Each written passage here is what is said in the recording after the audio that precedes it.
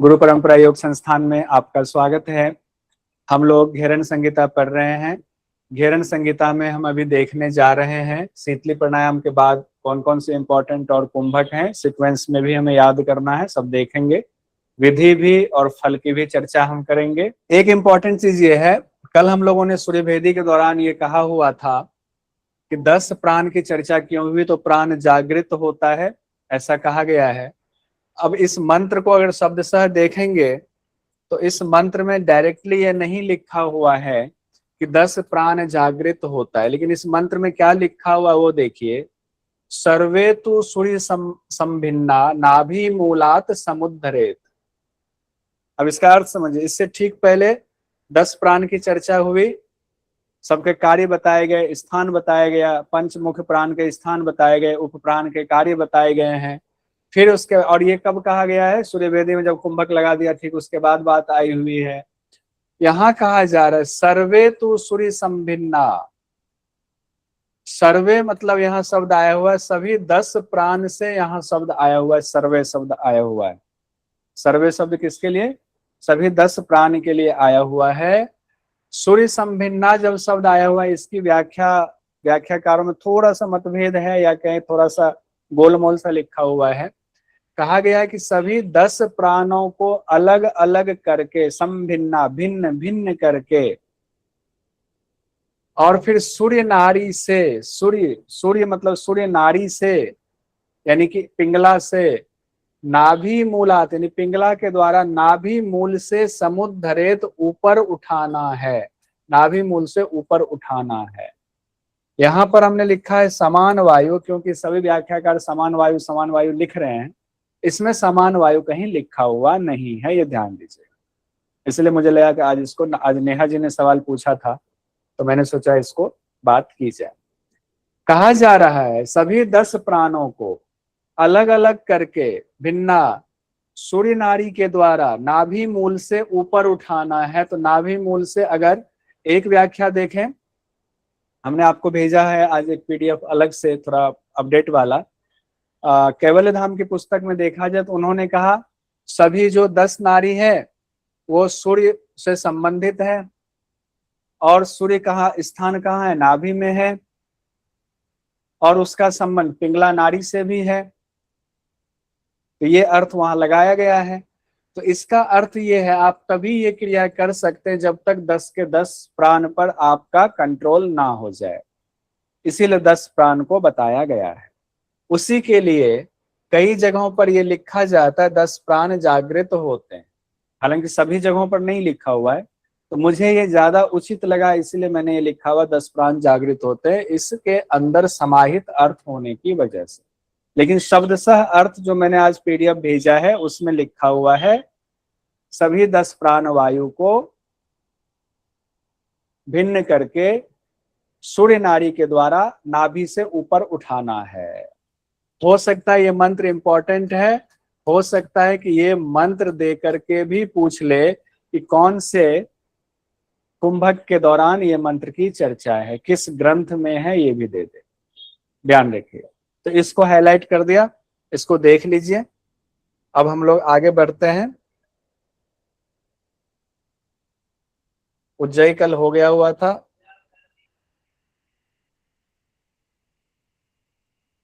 शीतली भी हम लोगों ने देख ही लिया था। भस्त्रिका से आज हम लोग आगे बढ़ेंगे।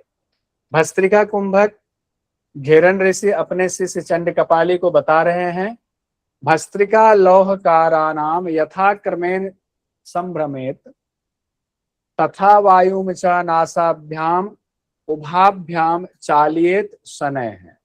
अब यहाँ पर एक काम कीजिएगा, जो लोग कंपैरेटिव स्टडी बना रहे हैं वो एक कंपैरेटिव स्टडी बनाइएगा हठ प्रदीपिका में, और इसमें बना लीजिएगा हठ प्रदीपिका में खास करके वहां जो भस्त्रिका के लिए बात आई हुई है प्लस जो कपाल भाती के लिए बात आई हुई है उसका बनाना है, क्योंकि वो क्वेश्चन पूछा जाता है।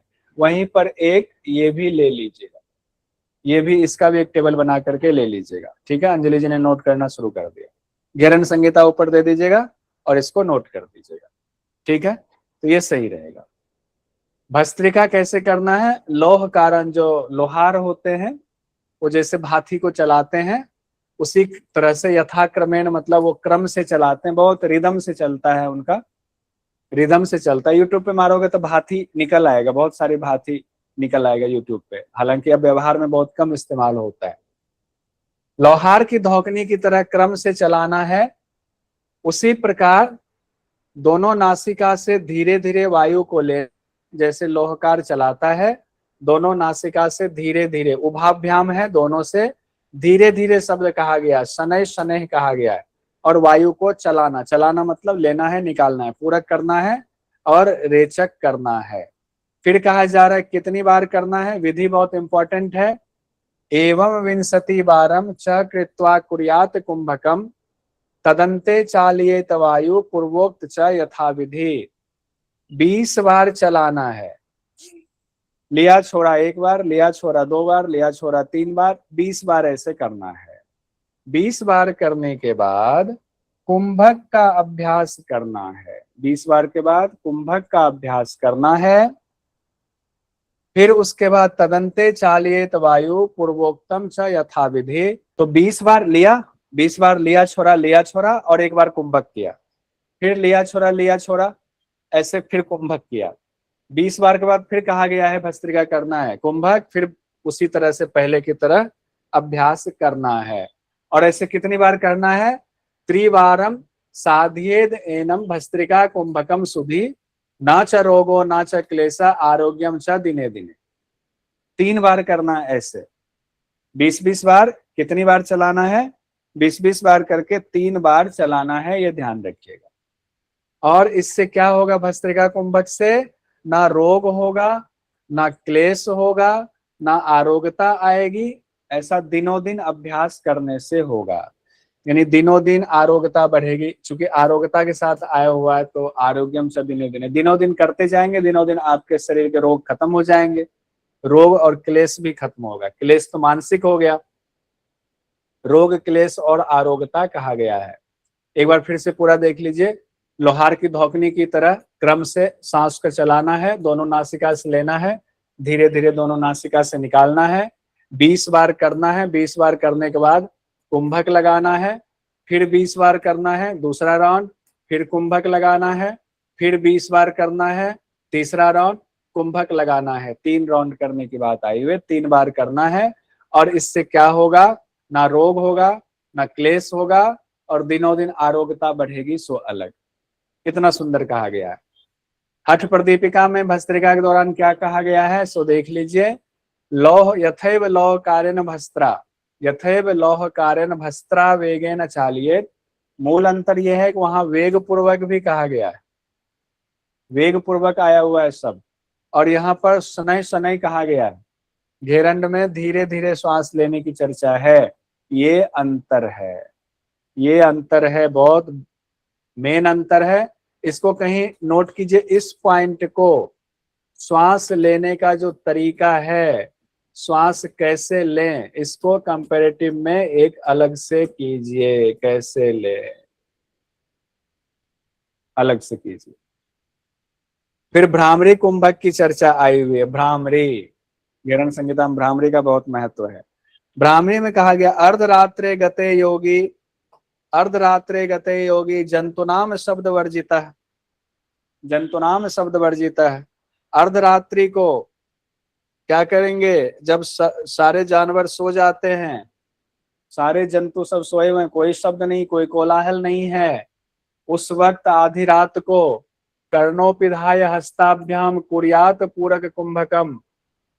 उस दौरान कहा गया है दोनों कान को हाथ से बंद कर लेंगे और पूरक कुंभक का अभ्यास करेंगे, पूरक कुंभक का अभ्यास करेंगे। आधी रात को जब निःशब्द स्थिति हो जाती है, कान बंद करेंगे, पूरक कुंभक करेंगे। यहाँ पर एक बात छिपाई गई है जो बाद में बताई गई है। क्या करने के लिए छिपाई गई, क्या बताई गई, देखिए। बस भ्रामरी की चर्चा हो रही है ना, भ्रामरी की आवाज तो होनी चाहिए ना, भ्रामरी में आवाज तो होगी ना, यहाँ चर्चा नहीं है। अब आगे बोलिए चर्चा कहाँ है, अब माइक खोल के बोलिए।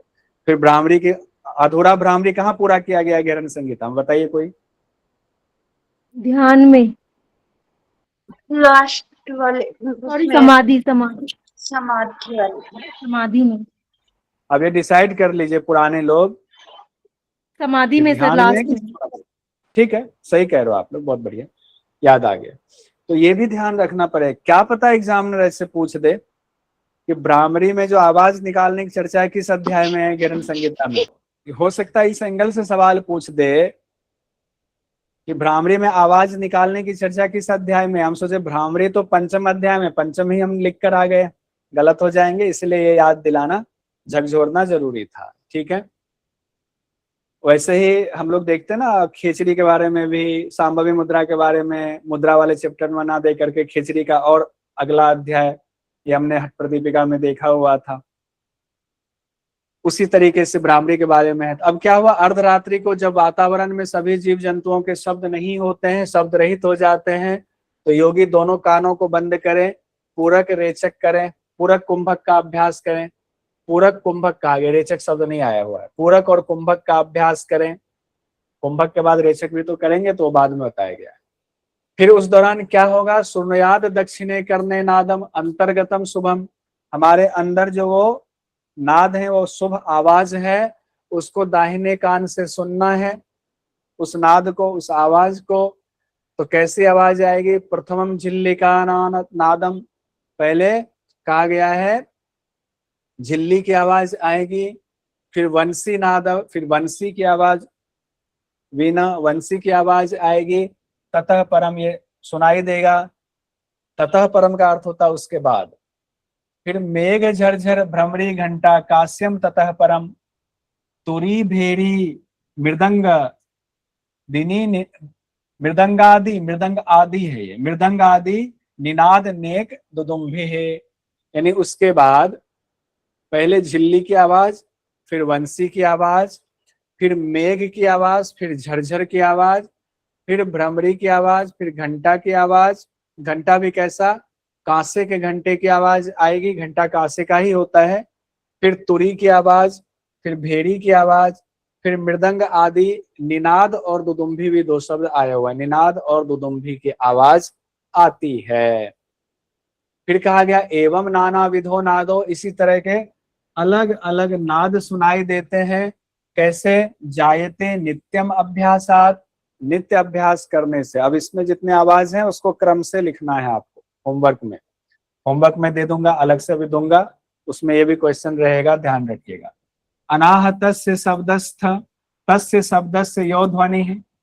अब यहाँ पर कहा गया अनाहत नाद की जो शब्द है, उस शब्द की जो ध्वनि है, अब देखिए यहां से जुड़िए, अनाहत की जो शब्द है, उस शब्द की जो ध्वनि है, उस ध्वनि के अंतर्गत, उस ध्वनि के अंतर्गत, ध्वनेर अंतर्गतम ज्योति, उसके अंतर्गत एक ज्योति है, एक ज्योति है।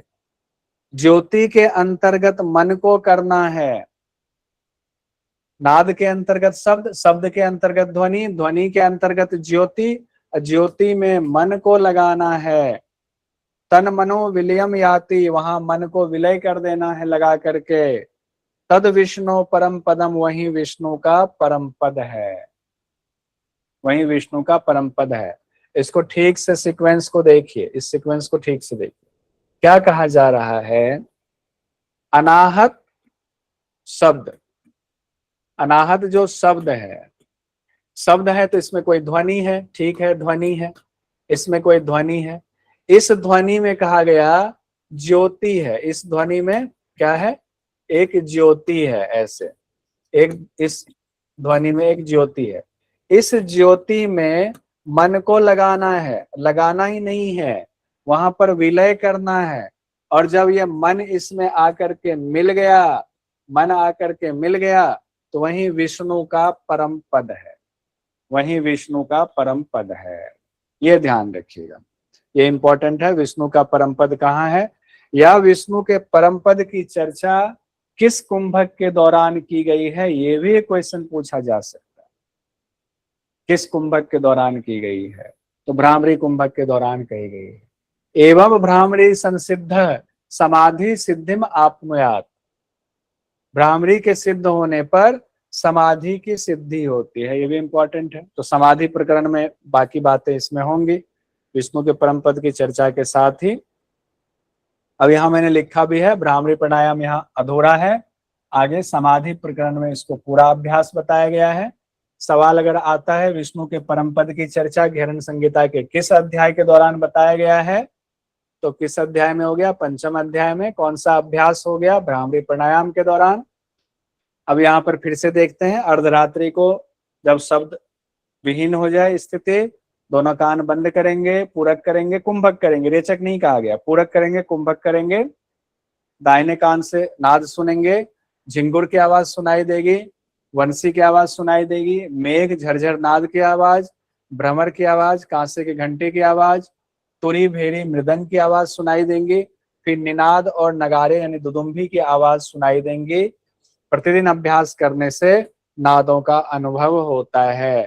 फिर कहा गया नाद की जो अनाहत नाद है उसमें शब्द हैं, उस शब्द में ध्वनि है, ध्वनि में ज्योति है, ज्योति में मन का वास, और मन वहां पर जब लय होता है तो विष्णु के परम पद की प्राप्ति होती है। यही भ्रामरी सिद्धि है।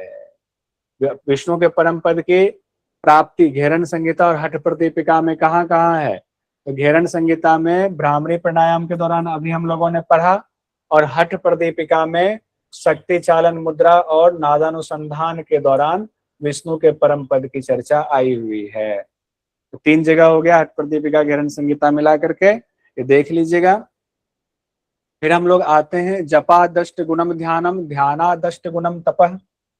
अब महत्ता बताई जा रही है, तपसो अष्ट गुणम ज्ञानम गानात परम नाही, यानी जप से 8 गुना ज्यादा, जप से ध्यान का महत्व है, जप से 8 गुना ज्यादा ध्यान, ध्यान से 8 गुना ज्यादा तप, तप से 8 गुना ज्यादा गान, और गान से ऊपर कुछ नहीं है।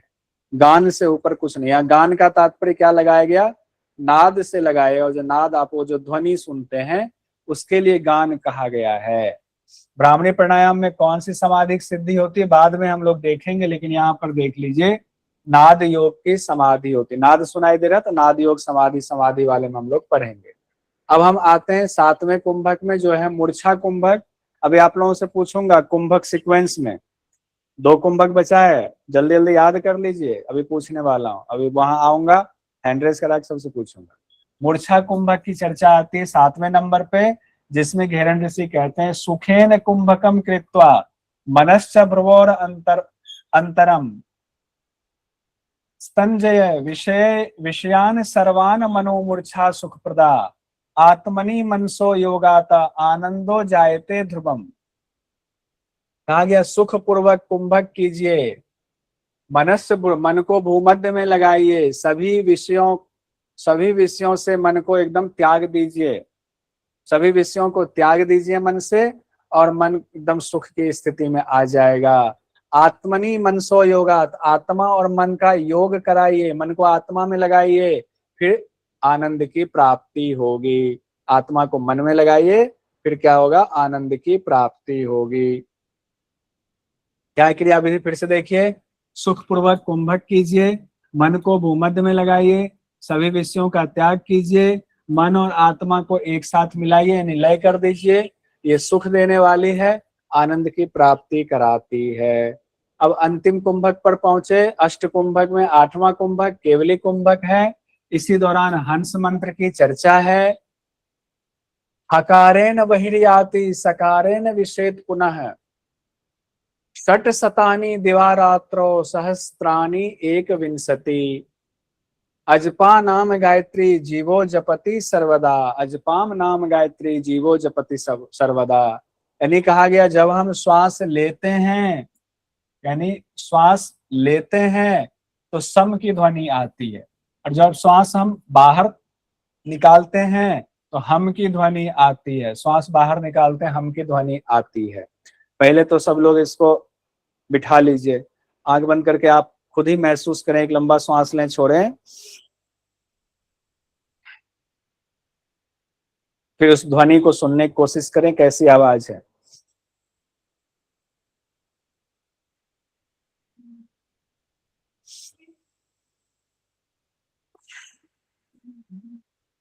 मुझे तो सुनाई दे रहा है, जब हम श्वास ले रहे हैं तो सम की ध्वनि सुनाई दे रहा है, छोड़ते समय हम की ध्वनि सुनाई दे रहा है।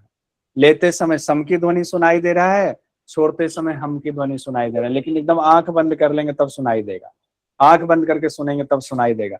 ये कभी बदलेगा नहीं। ये इसलिए मैंने इसको किया, ये आपको कई ग्रंथों में आएगा। अब योग उपनिषद में पढ़ेंगे वहां भी आएगा, कई जगहों पर आने वाला है, तो इसको दिमाग में बिठा लीजिए।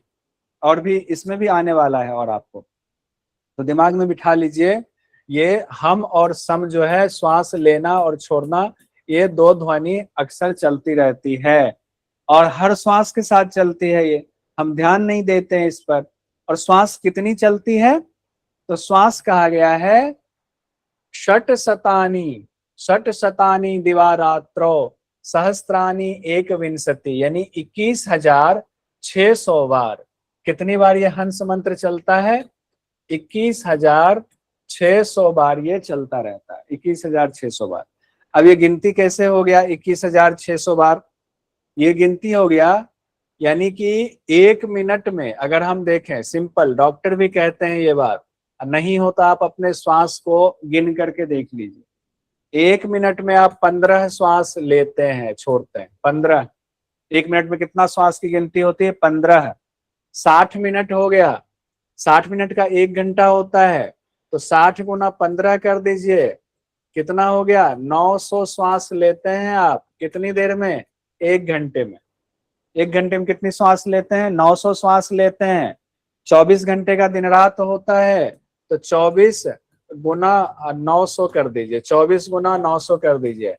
अब इसको मारिए, उस पे कैलकुलेट कीजिए, क्या कहते हैं, मोबाइल पे निकालिए कैलकुलेटर। ये आएगा 21,600 बार, ये 21,600 आएगा श्वास, यानी 24 घंटे में 21,600 श्वास आता है। ये ऋषि मुनियों ने पहले ही बता दिया हुआ है। ठीक है, तो हम ये हर जगह एक ही आता। अच्छी बात यह है, इसको लेकर के कहीं भी संशय की स्थिति नहीं होगी कि कितनी बार श्वास लेने और छोड़ने की चर्चा आई हुई है। 21,600 बार, हर ग्रंथ में यही चर्चा है, 21,600 बार। और इसके लिए नाम एक और दिया हुआ है, अजपा नाम गायत्री। अजपा गायत्री कहा गया, जिससे जीव हमेशा जपता रहता है। जीव कौन? हमारे अंदर जो जीव है, जीवात्मा है। फिर यहाँ कहा जा रहा है, मूलाधारे यथा हंसम तथा ही हृदय पंकजे तथा नासा पुटे द्वंद्वे त्रिभी हंस समागम है। अब ये जो हंस मंत्र चलता रहता है, अब ये जो हंस मंत्र चलता रहता है, 3 जगहों पर इसका संगम होता है। 3 जगहों पर इसका संगम होता है, 3 जगहों पर। कौन से 3 जगह? ये एग्जाम में पूछा जा सकता है, ध्यान रखिए। 3 जगह पर संगम होता है। मूलाधारे यथा हंस तथा ही हृदय पंकजे, तो पहला हो गया मूलाधार, तो पहला मूलाधार में। दूसरा है हृदय पंकज में, पहला हो गया मूलाधार में, दूसरा हो गया हृदय पंकज यानी हृदय कमल में, अनाहत में, दूसरा हो गया। तीसरा कहाँ कहा गया है? हृदय पंकजे तथा नासा पुटे द्वंद्वे, दोनों नासिका के द्वंद, यहाँ पर नासा पुट में दोनों। तीसरा हो गया दोनों नासा पुट में, दोनों नासिका पुट में, दोनों नासिका पुट में, यहाँ पर नाक हो गया। यहाँ 3 जगह नोट कीजिए, बहुत इंपॉर्टेंट है। ठीक है, आगे देखते हैं। इसी का हिंदी है, जिस तरह मूलाधार में हंस का आना जाना होता, उसी तरह हृदय कमल में, उसी तरह नासिका में होता है। यानी 3 जगह पर ये चर्चा आई हुई है इसके मिलन की, यानी मूलाधार, हृदय और नासिका पुट, इन 3 जगहों पर वायु का आना जाना होता है, इसका मिलन होता है। 3 जगहों पर हमेशा हंस मंत्र का जाप चलता रहता है। यहाँ ये 3 जगह ध्यान रखिए। अब सवाल यहां से बन सकता है, तो इसको नोट करवा ही दिया हुआ है। अब यहाँ पर बहुत इंपॉर्टेंट है, इस बार यहाँ से क्वेश्चन आया हुआ था, इसको देख लीजिए ध्यान से और इसका एक निमोनिक सेट कर लीजिए ताकि ये याद हो जाए। इस बार क्वेश्चन आया हुआ था, क्या क्वेश्चन कहा गया है? क्षणवती अंगुली मानम शरीरम कर्म रूपकम, शरीर की जो लंबाई बताई गई 96 अंगुल। अगर ये नापना शुरू करें ना, ये 4 अंगुल हो गया, 4 ऐसे यहां से नापना शुरू करें, 8, 12, 16, 20, ऐसे 96 अंगुल का माप होता है पूरे शरीर का। ये कई जगहों पर ये बात आई हुई है। शरीर का माप कितना अंगुल है, एक क्वेश्चन यहां से बन गया, 96 अंगुल का है। 96 अंगुल माप के बाद अब जो बात कही जा रही है, देहात बहिर्गतो वायु स्वभावतः 12 अंगुली, स्वाभाविक तौर पर जो वायु की गति है वो शरीर से 12 अंगुल होती है। ऐसे नाक से श्वास निकला, सामान्यतः हम बैठे, सामान्यतः श्वास चल रहा है 4 उंगली, 8 उंगली, 12 उंगली, इतनी दूर तक श्वास की गति होती है, 12 अंगुल होती है।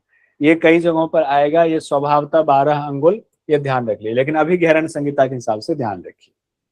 फिर कहा गया है अब 12 अंगुल तो स्वाभाविक निकलती है, लेकिन जब आप कुछ कार्य कर रहे होते हैं तो श्वास की गति बदल जाती। कैसे बदलती है, ध्यान रखिए। गायने 16 अंगुल्यो, गायन में 16 अंगुल, भोजने विंशति तथा, भोजन में 20 अंगुल, चतुर्विश अंगुले पंथे, चलने में 24 अंगुल, निद्रायाम त्रिसंद अंगुले, निद्रा में 30 अंगुले, मैथुने षड त्रिशद युक्तम, और मैथुन में 36 अंगुल, व्यायामे च ततो अधिकम, व्यायाम करने पर उससे भी ज्यादा, व्यायाम पर उससे भी ज्यादा। अब इसको कैसे याद करें, कैसे याद रहे, ये सवाल ये है। एक याद कीजिए सबसे पहले, 12 अंगुल स्वाभाविक तौर पर होता है, स्वाभाविक तौर पर 12 अंगुल होता है, स्वाभाविक तौर पर, ये तो याद रहेगा 12 अंगुल। चलिए, आप सोकर उठे आप, तो जो गायन वाले होते हैं ना, जो शास्त्रीय संगीत सीखते हैं,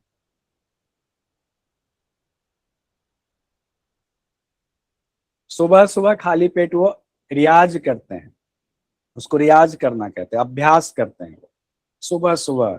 कई बार तो सुबह 4 बजे उठ के अभ्यास करते हैं, जैसे योग वाले 4 बजे उठ के मेडिटेशन करते हैं, गायन वाले सुबह 4 बजे उठ करके रियाज करते हैं। तो पहले गायन आ गया कि हमें खाली पेट पहले गायन करना है, गायन करना है। और गायन में कहा गया है 16 अंगुल है, यानी 12 से 4 अंगुल इसमें ज्यादा बढ़ गया हुआ, 16 अंगुल कहा गया।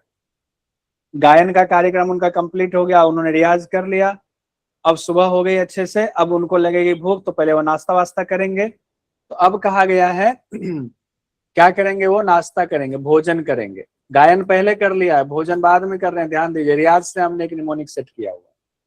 भोजन में कहा गया 20 अंगुल, 20 अंगुल मतलब 16 से भी, इसमें भी 4 संख्या बढ़ गया हुआ, 16 से 4 बढ़ गया, 20 हो गया। भोजन कर लिया, और भोजन के बाद क्या कहा जाता है जनरली, कुछ कदम चलना है, कुछ कदम चलना है भोजन करके। तो हो गया आपका, उसको क्या कहेंगे, चलने को क्या कहेंगे, पंथे कहा गया यहाँ पर, चलने, चलने ही दे देते हैं। चलने में क्या कहा गया है, 24 अंगुली, यानी 4 इसमें भी फिर बढ़ा दिया है, 24 अंगुली, 4 इसमें भी बढ़ा दिया। देखिए ध्यान दीजिए, क्रिया हो रही है बिल्कुल सीक्वेंस में, बिल्कुल सीक्वेंस में क्रिया हो रही है। फिर कहा गया है, चलने के बाद फिर आपको मान लीजिए नींद आने लगी, निद्रा, काम वाम गए आए, अब निद्रा की बात हो रही है, चलने और काम को एक में मान ली, निद्रा की बात आई। निद्रा में कहा गया है, अब यहाँ पर निद्रा में थोड़ा सा ज्यादा हो गया, 30 अंगुल हो गया है, 30 अंगुल, इसमें +6 किया गया, अभी तक 4-4 चल रहा था, निद्रा में 6 हो गया, निद्रा में 30 अंगुल कहा गया है, निद्रा के समय 30 अंगुल, 2 रह गया हुआ है। निद्रा के बाद एक आया हुआ है मैथुन, और एक आया हुआ है व्यायाम, मैथुन और व्यायाम, मैथुन और व्यायाम। अब यहाँ 6 इसमें फिर बढ़ जाएगा, 30 से 6 बढ़ गया हुआ है, 36 +6 हो गया मैथुन में। और फिर कहा गया अगर एक्सरसाइज करते हैं तो एक्सरसाइज में अधिक, संख्या नहीं बताई गई है, सिर्फ कहा गया है अधिक, एक्सरसाइज में अधिक, ततो अधिक है कहा गया। ध्यान दीजिए, ये क्वेश्चन पूछा गया था, हो सकता है मैच दे करके पूछ दे, हो सकता है डायरेक्ट पूछ दे, कैसे भी एग्जामिनर की इच्छा है। स्वाभाविक 12, सुबह में गायन किया 4 बज गया, बढ़ गया 16, गायन के बाद भोजन की बात आई 4 बढ़ गया 24, उसके बाद चलने की बात आई 4 बढ़ा दीजिए, 20 के बाद 24 हो गया, 12, 12 4 16, 16 4 20, 20 4 24, 24 पर पहुंचने के बाद 28 नहीं आ रहा है, सीधे 30 आ रहा है, निद्रा में सीधे 30 आ रहा है, मैथुन में 36 आ रहा है, 6 उसके बाद बढ़ रहा है, फिर संख्या नहीं है, ठीक है। फिर व्यायाम में कहा गया कि सबसे अधिक होगा। 4 बार 5 बार सोचिएगा विचारिएगा तो हो जाएगा। तो स्वाभाविक तौर पर 12 अंगुल, गायन के दौरान +4 हो गया 16, भोजन के दौरान उसमें भी +4 कर दीजिए 20, चलने के दौरान फिर 4 कर दीजिए 24, अब यहां से +6 कर दीजिए 30, फिर +6 कर दीजिए मैथुन 36, फिर व्यायाम में सबसे ज्यादा, उससे भी ज्यादा कहा गया है। अब आगे कहा जा रहा है स्वभावे अस्य गतेर न्यूने परम आयु प्रवर्धते आयु क्षयो अधिके प्रोक्तो मारुतो च अंतरात गते। अब यहाँ पर रहस्य खोला जा रहा है, स्वाभाविक जो है उससे अगर गति न्यून होती है, गति न्यून होती है तो आपकी आयु बढ़ती है, स्वाभाविक से अगर कम होता है तो गति बढ़ती है, और आयु क्षयो अधिके प्रोक्तो, अगर ज्यादा होने पर आयु घटती है, ये रहस्य खोला गया है। स्वाभाविक तौर पर 12 अंगुल से अगर कम हो जाए, यानी देखिए श्वास यहाँ निकलती है, अगर हम अभ्यास करके श्वास को और सूक्ष्म कर लेते हैं ना, और सूक्ष्म कर लेते हैं, श्वास धीरे धीरे आती है, धीरे धीरे आती है, धीरे धीरे आती है, यानी संख्या बढ़ जाती है, लेकिन अब 12 अंगुल तक श्वास नहीं जाएगी, कम अंगुल तक हो जाएगा। यहाँ ये कहा जा रहा है अब कम अंगुल तक, कम अंगुल तक कैसे होगा, 1 मिनट में जो हम 15 श्वास ले रहे थे, इसकी तो संख्या बढ़ जाएगी, सॉरी माफी चाहूंगा, इसकी संख्या घट जाएगी। अब हम मान लीजिए अभ्यास करते करते 10 श्वास कर लिया, और अभ्यास करते करते 6 श्वास कर लिया, 1 मिनट में हम 6 ही श्वास ले रहे हैं। 6 श्वास लेने का मतलब है कि हम धीरे धीरे श्वास ले रहे हैं, जब धीरे धीरे लेंगे तो वो श्वास की गति 12 अंगुल तक नहीं होगी, 12 अंगुल से कम हो जाएगी, यानी न्यून हो जाएगी। गति न्यून जैसे ही होगी वैसे ही उम्र आपकी बढ़ेगी, और अगर आपकी संख्या ज्यादा हो गई, जल्दी जल्दी श्वास ले रहे हैं तो ज्यादा दूर तक, ज्यादा अंगुल तक श्वास जा रहा है, बाकी क्रियाओं में हमने देखा हुआ है, उससे कहा गया आपकी आयु कम होगी। ये रहस्य यहाँ बताया गया है। फिर कहा जा रहा है तस्माद प्राणे स्थिते देहे मरणम नैव जायते वायुना घट संबंधे भवेत केवल कुंभकम। अब केवल कुंभक कैसे होगा, जितनी न्यून हो जाएगी गति, श्वास जितना कम हो जाएगा, तब होगा केवल कुंभक, तभी प्राण कहा गया। तस्माद प्राणे स्थिते देहे, जब प्राण शरीर में स्थित रहेगा तब तक ही जीवन है, और जब प्राण निकल गया तो मरण है। और अगर आपने उस क्रिया के द्वारा श्वास को अपने अंदर समाहित कर लिया तो मृत्यु नहीं होगी। वायु का घट से जो संबंध है, इस तरह का जो संबंध बताया गया न्यून वाला, उसी के लिए कहा गया है कि केवल कुंभक है, वही केवल कुंभक है। जब तक शरीर में प्राण है तब तक तो मृत्यु नहीं होगी, केवल कुंभक से प्राण इस घट रूपी शरीर में स्थित हो जाता है। तो यानी केवल कुंभक वो हुआ जिसमें आप श्वास को न्यून कर लेते हैं, संख्या कम कर लेते हैं। फिर कहा गया है यावत जीवम जपेत अजपा संख्य केवलम अधावधि धृतम संख्या विभ्रमम केवली कृते। जब तक जीवन रहे तब तक मनुष्य अजपा की संख्या को कहा गया है 21,600 बार तो जपता ही है। जपेत अजपा संख्य शब्द आया हुआ है तो 21,600 यहाँ माना जाएगा। और फिर कहा गया है कि अध्यावधि धृतम संख्या विभ्रम केवली कृते, लेकिन केवली कुंभक करने पर इसकी संख्या में परिवर्तन हो जाता है, इसकी संख्या में परिवर्तन हो जाता है। 21,600 तो जपते रहते हैं, लेकिन इनकी संख्या में परिवर्तन किससे होता है, केवल कुंभक से होता है। अतएव ही कर्तव्य है, अब आपका कर्तव्य बनता है कि केवली कुंभक को नर करे यानी इंसान करे। केवली च अजपा संख्या द्विगुना च मनो उन्मनी, इसलिए मनुष्य का कर्तव्य क्या है कि वो केवली कुंभक कर्तव्य केवली कुंभक को करे, और केवली कुंभक और मनो उन्मनी में अजपा की संख्या का 2 गुना फल बताया गया है। अजपा की संख्या जो 21,600 है, इसकी संख्या का 2 गुना फल बताया गया है किसमें, तो केवली में और मनो उन्मनी में। केवली और मनो उन्मनी में अजपा की संख्या का 2 गुना फल बताया गया है। नासाभ्याम वायुम आकृष्य केवल कुंभकम चरेत एकादिह चतुष्षष्टिम धारियेत प्रथमे दिने। अब यहाँ पर कई व्याख्याकारों में थोड़ा मतभेद है। दोनों नासिका से वायु को, नासाभ्याम आया है तो दोनों नासिका से वायु को खींचकर केवल कुंभक करेंगे, दोनों नासिका से वायु को खींचकर केवल कुंभक करेंगे। प्रथम दिन कहा है एकादिक चतुष्षष्टिम धारियेत प्रथमे दिने, प्रथम दिन 64 बार कहा गया है श्वास प्रश्वास को धारण करना है। प्रथम दिन कितनी बार श्वास प्रश्वास को धारण करना है, कहा गया प्रथम दिन जो है 64 बार धारण करना है। प्रथम दिन 64 बार, ये यहां से क्वेश्चन बन जाएगा। केवल कुंभक में प्रथम दिन कितनी बार करना है, तो 64 बार कहा गया है।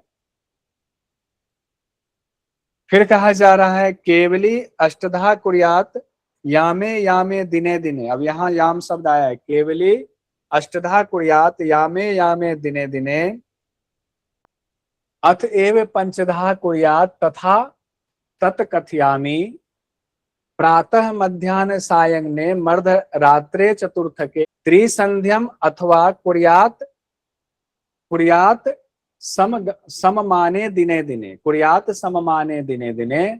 अब शुरुआत में क्या बात आई हुई थी, अष्टधा किया गया है यामे दिने दिने, अष्टधा की बात आई हुई। अष्टधा मतलब 3-3 घंटे के अंतराल में हो गया। याम की चर्चा 3 घंटे का एक याम होता है, तो 3-3 घंटे के अंतराल में 8 बार अभ्यास करना है। एक दिन की बात आ रही है, कहा गया है या तो फिर 5 बार अभ्यास कीजिए। पहले तो 8 बार नहीं हो रहा है तो 5 बार कीजिए, पंचधा की बात आई हुई है। अथवा पंचधा कुर्यात तथा तत्कथयामि ते, यानी 5 बार कीजिए अगर 8 बार नहीं कर सकते हैं। 5 बार कब कब कीजिए, प्रातः कीजिए, मध्याह्न कीजिए, शाम को कीजिए, मध्य रात्रि को कीजिए, और चतुर्थके कहा गया है रात्रि के चौथे प्रहर में कीजिए, यानी सुबह से ठीक पहले वाली स्थिति में कीजिए 5 बार। अगर 5 बार भी नहीं कर सकते हैं तो 3 बार कीजिए। त्रिसंध्यम शब्द आया हुआ है, त्रिसंध्या जिसमें आया हुआ है, त्रिसंध्या में जो कहा जाता है प्रातः मध्याह्न और सायं में समान संख्या में करें, दिने दिने, रोज रोज ये संख्या फिर बढ़ाती जाएगी। यहाँ पर 3 बात आई हुई, इसी को सभी लोगों ने मान्यता दिया हुआ है ज्यादातर। 8 बार कीजिए 3-3 घंटे में, या फिर 5 बार कीजिए। 5 बार कब कब, 5 बताया गया है, या फिर त्रिसंध्या 3 बार कीजिए, 8, 5 और 3, 8, 5 और 3, ये बात आई हुई है। फिर ये भी इंपॉर्टेंट है, घेरन संहिता में बहुत सारी जगह पर ऐसा है जहाँ अलग अलग प्रकाशन हाउस की किताबें पढ़ोगे तो उसमें थोड़ा सा मतभेद हो जाता है। पंचवारम दिने वृद्धिक बारेकम च दिने तथा अजपा परिणामम च यावत सिद्धि प्रजायते, और चौखंबा में लिखा हुआ पंचमे च दिने लिखा हुआ है, पंचवारम दिने और एक जगह पंचमे च दिने। अब दोनों चीजें लिखी हुई। अब एग्जाम में क्वेश्चन कैसे पूछा जाता है उस हिसाब से देखा जाएगा, तो हमने जो पढ़ा है हम उसी को लेंगे, हालांकि हमने दोनों दिया हुआ है। जब तक सिद्धि नहीं हो जाते, अजपा परिणाम यावत सिद्धि प्रजायते, जब तक सिद्धि नहीं हो जाते हैं, या अजपा का परिणाम जब तक नहीं हो जाता है, तब तक रोज पंचवारम दिने, या रोज जो है 5-5 बार वृद्धि करते जाए उसकी संख्या में, रोज 5-5 बार वृद्धि करते जाए। हालांकि चूंकि चौखंबा में कहा गया पंचमे च दिने दिने, उसका अर्थ होता है हर 5वें दिन वृद्धि करते जाए, और अगर पंचवारम दिने करेंगे तो हर दिन 5 बार वृद्धि, चौखंबा की मानेंगे तो हर 5वें दिन वृद्धि करते जाएंगे। अर्थ जो है बिल्कुल अलग हो जाता है। प्राणायामम केवली च तदा वदति योगवित केवली कुंभके सिद्धे किम न सिद्ध्यति भूतले, केवली कुंभक सिद्ध करने वालों को योगविद कहा गया है, योग का जानकार कहा गया है। केवल कुंभक अगर सिद्ध हो जाता है तो भूतल पर कुछ भी ऐसा नहीं है जो सिद्ध ना हो। भूतल पर सब कुछ सिद्ध हो जाएगा, भूतल पर सब सिद्ध हो जाएगा।